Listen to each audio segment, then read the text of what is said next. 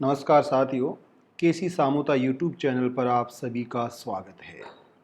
साथियों, आज के व्याख्यान में हम जानेंगे मानवीय दैनिक जीवन से जुड़ी हुई एक छोटी सी संकल्पना, एक छोटा सा दर्शन। पति पत्नी नहीं, एक दूसरे के जीवन साथी बने। साथियों, इस दर्शन को समझने के लिए हमें अतीत के महानायक के दर्शन को समझना होगा। आइए दाम्पत्य जीवन मधुर बनाए रखने हेतु पति पत्नी के बजाय एक दूसरे के साथी के रूप में जीवन व्यतीत करना चाहिए। पति पत्नी नहीं, बने एक दूसरे के साथी। विवाहित दंपतियों को एक दूसरे के साथ मैत्री भाव से व्यवहार करना चाहिए। किसी भी मामले में पुरुष को अपने पति होने का घमंड नहीं होना चाहिए। पत्नी को भी इस सोच के साथ व्यवहार करना चाहिए कि वह अपने पति की दासी या रसोइया नहीं है। विवाहित दंपति को बच्चे पैदा करने में जल्दबाजी नहीं करनी चाहिए। विवाह के कम से कम 3 साल बाद बच्चे पैदा हो तो अच्छा रहेगा। विवाहितों को अपनी कमाई के अनुसार खर्च करना चाहिए। उन्हें उधार नहीं लेना चाहिए। भले ही आय कम हो, उन्हें किसी भी तरह थोड़ी सी बचत करनी चाहिए। इसी को मैं जीवन का अनुशासन कहूँगा। विवाहित लोगों को एक दूसरे के प्रति सरोकार रखने वाला होना चाहिए। भले ही वे दूसरों के लिए ज़्यादा कुछ न कर पाएं, लेकिन उन्हें दूसरों का अहित करने से बचना चाहिए। कम बच्चे होने से ईमानदारी और आराम से जीवन व्यतीत किया जा सकता है। विवाहित लोगों को अपने जीवन को दुनिया की वर्तमान परिस्थितियों के अनुकूल ढालने के लिए हर तरह से प्रयास करना चाहिए। भविष्य में दुनिया कैसी होगी, इसे भूलकर उन्हें वही करना चाहिए जो वर्तमान दुनिया में जीने के लिए आवश्यक है। पति और पत्नी जैसे शब्द अनुचित हैं। वे केवल एक दूसरे के साथी और सहयोगी हैं, गुलाम नहीं। दोनों का दर्जा समान है। जिस देश या समाज में प्रेम को स्वतंत्र रूप से फलने फूलने का अवसर मिलता है, वही देश ज्ञान, स्नेह, संस्कृति और करुणा से समृद्ध होता है। जहाँ प्रेम बलपूर्वक किया जाता है, वहाँ केवल क्रूरता और दासता बढ़ती है। जीवन में एक दूसरे की अपरिहार्यता को समझना एक उदात्त प्रेम की पहचान है। नैतिक आचरण की सीख देने वाली कोई भी किताब या धर्म ग्रंथ यह नहीं सिखाता कि एक बाल वधू को वैवाहिक बंधनों में बंधकर तथा पारिवारिक जीवन में उलझकर पति के संरक्षण की बेड़ियों में कैद रहना चाहिए, जबकि अपनी उम्र के अनुसार वह इसके लिए तैयार नहीं है। नागरिकों और पुलिस दोनों को अवैध विवाह से संबंधित लोगों के खिलाफ कानूनी कार्रवाई करने का अधिकार होना चाहिए।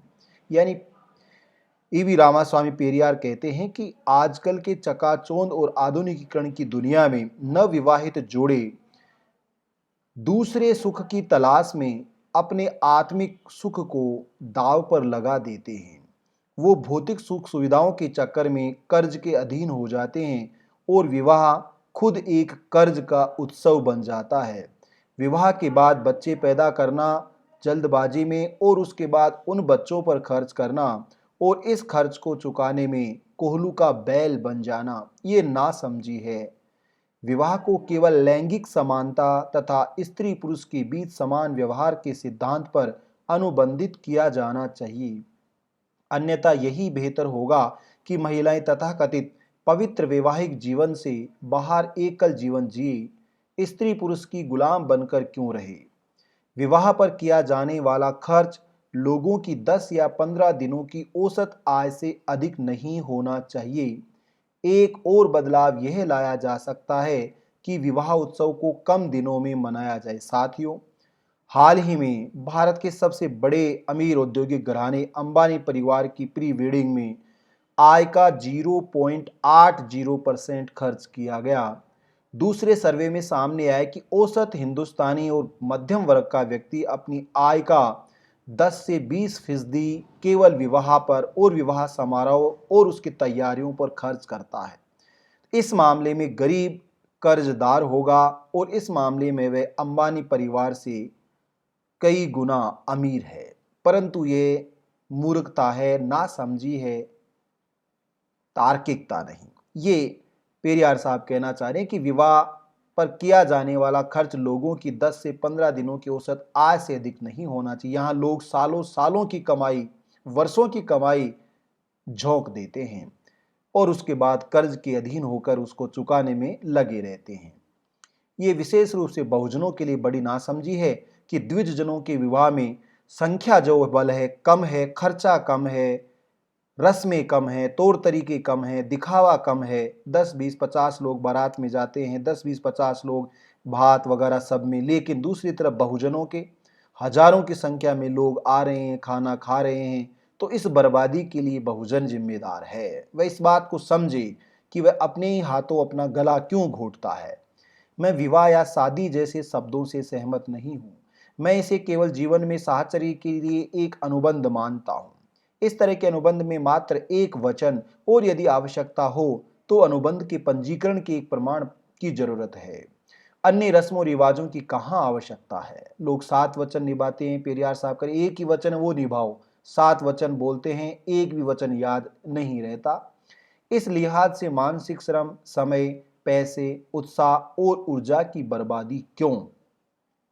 समाज में कुछ लोगों की स्वीकृति पाने और अपनी प्रशंसा सुनने हेतु लोग 2 या 3 दिनों के लिए विवाह में अतार्किक ढंग से अत्यधिक खर्च कर देते हैं, जिसके कारण वर वधू या उनके परिवार लंबे समय तक कर्ज में डूबे रहते हैं। खर्चीले विवाहों के कारण कुछ परिवार कंगाल हो जाते हैं। यदि पुरुष और महिला रजिस्ट्रार कार्यालय में हस्ताक्षर करके ये घोषणा कर देते हैं कि वे एक दूसरे के जीवन साथी बन गए हैं तो ये पर्याप्त है। मात्र एक हस्ताक्षर के आधार पर किए गए ऐसे विवाह में अधिक गरिमा, लाभ और स्वतंत्रता होती है। हमें विवाह के पारंपरिक रीति रिवाजों का पालन करने की जरूरत नहीं है। समय और समाज के मिजाज तथा ज्ञान में हो रही वर्तमान वृद्धि के अनुसार ही रीति रिवाज स्थापित किए जाने चाहिए।